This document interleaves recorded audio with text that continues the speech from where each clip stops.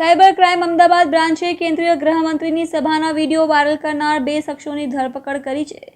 સતીશ વરસોલા નામના શખ્સની પાલનપુરથી ધરપકડ કરી છે। સતીશ વરસોલા જિગ્નેશ મેવાનીનો 2018થી પીએ છે। લીમખેડાથી આરબી બારિયાની ધરપકડ કરી છે। આરબી બારિયા આપમાં દાહોદ જિલ્લાનો પ્રમુખ છે। દિલ્હી પોલીસના સૂત્રોના જણાવ્યા અનુસાર પોલીસ તપાસનો વ્યાપ અનેક રાજ્યમાં ફેલાયો છે।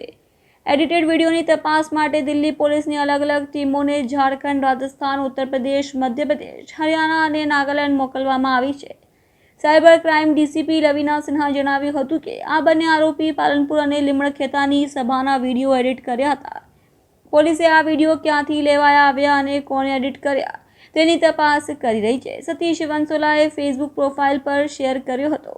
આરબી બારિયાએ પણ ફેસબુક હેન્ડલ પરથી વિડીયો વાયરલ કરવામાં આવ્યો હતો। ગઈકાલે પોલીસ દ્વારા ગુનો નોંધવામાં આવ્યો છે। વિડીયો કયા માધ્યમથી એડિટ કરનારને મળ્યો હતો તેની તપાસ ચાલી રહી છે। તેલંગાણાની એક સભાનો વિડીયો હોવાનું જાણવા મળ્યું છે। કોંગ્રેસ ધારાસભ્ય જિગ્નેશ મેવાણીએ જણાવ્યું હતું કે સતીશ વંસોલા મારો પીએ નથી, ભાઈ છે। તેના સન્માન માટે કોઈ પણ લડાઈ હું અને દલિત ભાઈઓ લડીશ। ભાજપ સિલેક્ટેડ લોકોને ટાર્ગેટ કરે છે। સામાન્ય પરિવારનો દીકરાએ શરત ચૂકથી આ વિડીયો પોસ્ટ કર્યો છે તો કાર્યવાહી કરવામાં આવે છે। ફેસબુક હેન્ડલ તેનું જ છે અંગેની હજી તપાસ થઈ નથી અને ધરપકડ કરવામાં આવી છે। આપણે અમદાવાદ સિટી પોલીસ અને સાયબર ક્રાઇમ બ્રાન્ચમાં એક સોશિયલ મીડિયા મોનિટરિંગ સેલ છે। એમાં સોશિયલ મીડિયાની મોનિટરિંગ કરતા એવું જણાઈ આવેલ કે યુએચએમ સાહેબ જે કેન્દ્રીય ગૃહમંત્રી સાહેબની એક સ્પીચ હતી જેને એડિટ કરીને એ વિડીયો ખોટી રીતે સોશિયલ મીડિયા પર વાયરલ કરવામાં આવ્યું હતું। એમાં 2 પ્રોફાઇલ હોલ્ડર મુખ્ય એક સતીશ વંસોલા કરીને એમના ફેસબુક પ્રોફાઇલથી અને એક પ્રોફાઇલ હોલ્ડર રાકેશભાઈ બારિયા એમને પોતાના ફેસબુક સોશિયલ મીડિયા હેન્ડલથી આ એડિટેડ વિડીયો વાયરલ કર્યો હતો અને એમને જાહેર જનતામાં આ ફેક ન્યૂઝ સોશિયલ મીડિયાના માધ્યમથી ફેલાવવામાં આવી હતી। જેના અનુસંધાને અમદાવાદ સાયબર ક્રાઇમ બ્રાન્ચે કાલે એક ગુનો નોંધ્યો છે જે આ સેક્શન 153A 171G 469 505(2) હેઠળ આ ગુનો નોંધ્યો છે અને 2 આરોપીની ધરપકડ કરવામાં આવી છે। સર, વિડીયોમાં કન્ટેન્ટ શું હતું અને આ વિડીયો કોણે એડિટ કર્યો હતો? ફક્ત વાયરલ કર્યો છે કે એડિટ કર્યો? એડિટેડ વિડીયો એમને પોતાના સોશિયલ મીડિયા હેન્ડલથી પોસ્ટ કર્યો છે। જે વિડીયો એડિટ કરનારની હજી આપણે તપાસ ચાલુ છે। એમને વિડીયો કયા માધ્યમથી મળ્યો હતો, એમને વોટ્સએપ ગ્રુપના માધ્યમથી મળ્યો હતો, પણ એમાં હજી આપણે આગળ તપાસ કરીએ છીએ કે આ કઈ રીતનો વિડીયો એમને મળ્યો છે। આ વિડીયો એમને પોતાની ફેસબુક પ્રોફાઇલ પર પોસ્ટ કર્યો હતો જે અનેક જગ્યાએ આગળ શેર કરવામાં આવ્યો હતો અને વિડીયો જે સભા હતી તેલંગાણામાં એક જાહેર સભામાં જે વિડીયો આપ્યો હતો એનું જ એડિટેડ વર્ઝન છે। આ બંને આરોપીઓનું નામ શું છે ને એની બેકગ્રાઉન્ડ? એક સતીશભાઈ વંસોલા કરીને છે જે મૂળ પાલનપુરના છે અને રાકેશભાઈ બારિયા કરીને છે જે દાહોદના છે, લીમખેડાના, અને બંને જણ પ્રથમ દ્રષ્ટિએ પ્રાથમિક તપાસમાં રાજકીય સાથે જોડાયેલા છે। હજી અમે આગળ એમના બેકગ્રાઉન્ડની તપાસ કરી રહ્યા છીએ। એમના વિડીયો પોસ્ટ કરવા પાછળ આશય પ્રાથમિક પૂછપરછમાં શું જણાવે છે? રાજકીય કોઈ ફાયદો લેવા માટે કે શું જણાવે? એમને જે પોસ્ટ કર્યો છે એમને ઇરેસ્પોન્સિબલી આની હકીકત ચેક કર્યા વગર અને ઓરિજિનલ વિડીયો જોયા વગર પોસ્ટ કર્યો છે, એટલે એ ડિરેક્શનમાં અમે અત્યારે તપાસ કરી રહ્યા છીએ। સર, આ વિડીયો એડિટેડ છે એની કોઈ ખરાઈ થઈ છે એફએસએલમાં કે જગ્યાએ? આમાં અગાઉ દિલ્હી પોલીસે પણ આ નોંધ કરી છે અને આ વિડીયો એડિટેડ છે એમના પોતાના સોશિયલ મીડિયા હેન્ડલથી પણ જે પાર્ટી છે એમને જાહેર કર્યું છે। ઓરિજિનલ વિડીયો પણ સોશિયલ મીડિયામાં મળ્યો છે આપણને અને આનું એડિટેડ વર્ઝન પણ આ લોકોએ જે પોસ્ટ કર્યો છે મળ્યો છે। ફેક વિડીયોનો ક્યારેય સમર્થક હોઈ શકું નહીં, પણ આ સિલેક્ટિવલી અમુક માણસોને ટાર્ગેટ કરવામાં આવી રહ્યા છે। ભારતીય જનતા પાર્ટી એક કોર્પોરેટ મીડિયાની મદદથી એક મસ્ત મોટું ફેક ન્યૂઝ, ફેક પ્રોપેગન્ડા ફેલાવવાનું આખું આઈટી સેલ ચલાવે છે।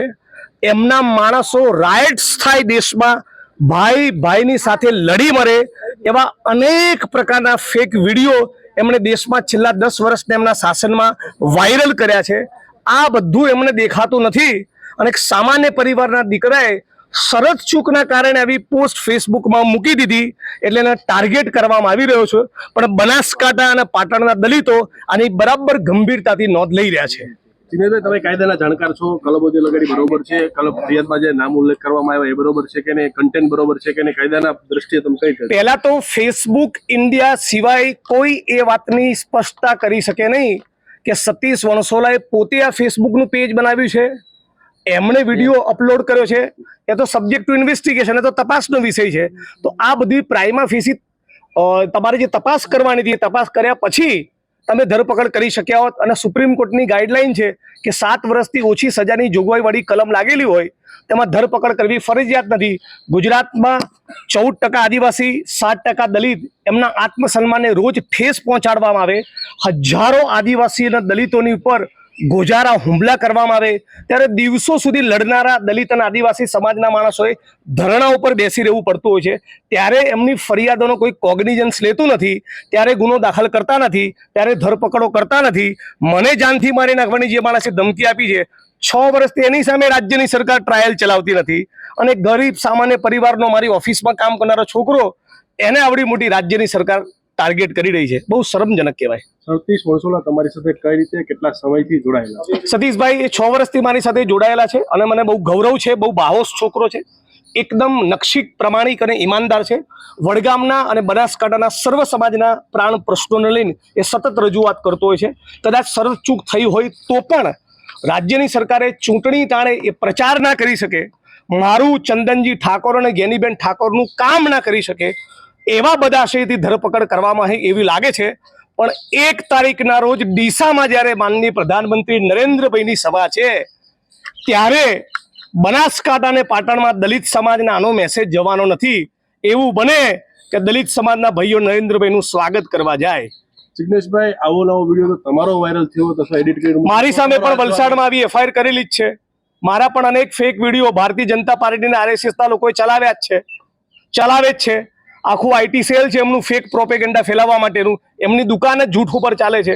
1925માં RSS બન્યું ત્યારથી લઈને નરેન્દ્ર મોદી સુધી બધા જૂઠ જ બોલે છે. એટલે એમનું આખું પ્રચાર તંત્ર, કોર્પોરેટ મીડિયાના કરોડો રૂપિયા વાપરી અનેક ફેસબુકના પેજ એમણે ફેક પેજ ક્રિએટ કરેલા છે. અનેક પ્રકારના ફેક વિડીયો એ મુસ્લિમો અને દલિતોની વિરુદ્ધ ફેરવતા જ હોય છે. સતીશભાઈ, આ પોસ્ટ કરી એની તમને જાણ ક્યારે થઈ? એ ગઈકાલે ધરપકડ થઈ, એના પછી મને જાણ થઈ.